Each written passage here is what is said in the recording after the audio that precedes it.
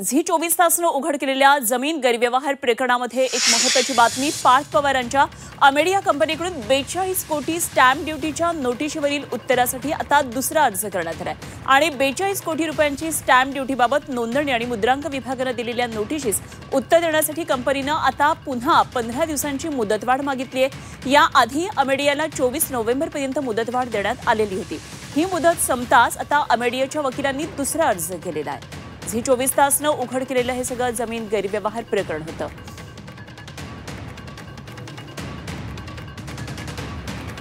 तर या संदर्भात पुढे आणखी एक महत्त्वाची बातमी येते ती म्हणजे झी 24 तासनं उघड केलेले हे जमीन गैरव्यवहार प्रकरण आणि फिर्यादी महसूल अधिकाऱ्याचा आज या संदर्भातला जबाब नोंदवला जाणार आहे।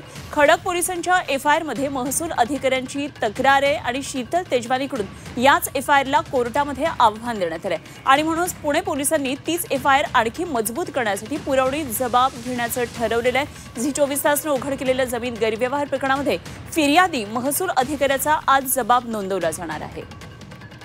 आणि या दोन मुद्द्यांसंदर्भात माहिती जाणून घेऊया। आमचे प्रतिनिधी निलेश खरमरे सध्या आपल्याबरोबर थेट पुण्यामधून जोडले गेले। निलेश, दोन महत्त्वाच्या मुद्द्यांवर आता आपला फोकस आहे, तो म्हणजे एकतर सातत्यानं मुदतवाढ मिळते आहे अमेडिया कंपनीला आणि पुन्हा एकदा आता मुदतवाढीसाठी अर्ज केलाय आणि आज अधिकाऱ्यांचा महसूल अधिकाऱ्यांचा जबाब नोंदवला जाणार आहे। काय नेमक्या या सगळ्या घडामोडी घडणार आहे?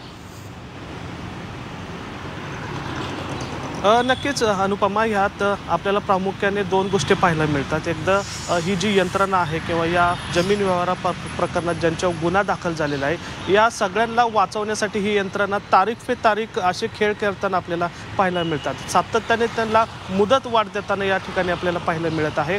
काल अमेडिया कंपनीला पुन्हा एकदा मुदतवाढ मिळावी अशी मागणी जी आहे ती त्यांच्या वकिलांनी या ठिकाणी केलेली आपल्याला पाहायला मिळतात आहे। तर खरं तर या प्रकरणामध्ये ज्यावेळेस गुन्हा दाखल झाला त्यावेळेसच मुद्रांकन शुल्क विभागाने 7 तारखेला नोटीस बजावली होती अमेडिया कंपनीला आपलं म्हणणं मांडण्यासाठी। मात्र त्यानंतर त्यांनी 14 तारखेपर्यंत त्यांना 14 नोव्हेंबरपर्यंत मुदत वाढ मिळाली। त्यानंतर पुन्हा एकदा ती वाढ संपल्यानंतर आता पुन्हा एकदा त्यांनी 15 दिवसांची मुदत वाढ मिळावी असा अर्ज या ठिकाणी केलेला आहे। तर दुसरीकडे जर बघितलं तर दुसरीकडे या प्रकरणातले मेन तक्रारदार जे आहेत नायब तहसीलदार बोर्डे मॅडम त्यांचा आज पुरवणी जबाब या ठिकाणी पुन्हा घेण्याची शक्यता आहे।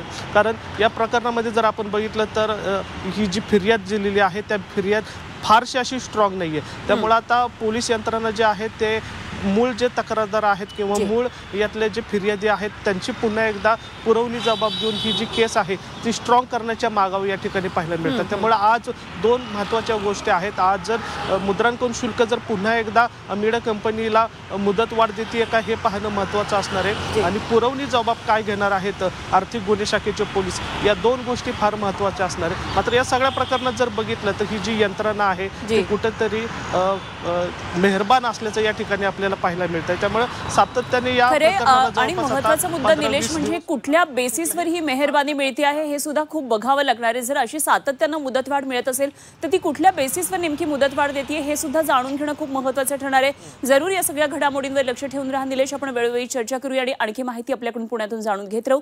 तुर्तास धन्यवाद दिलेल्या माहितीसाठी।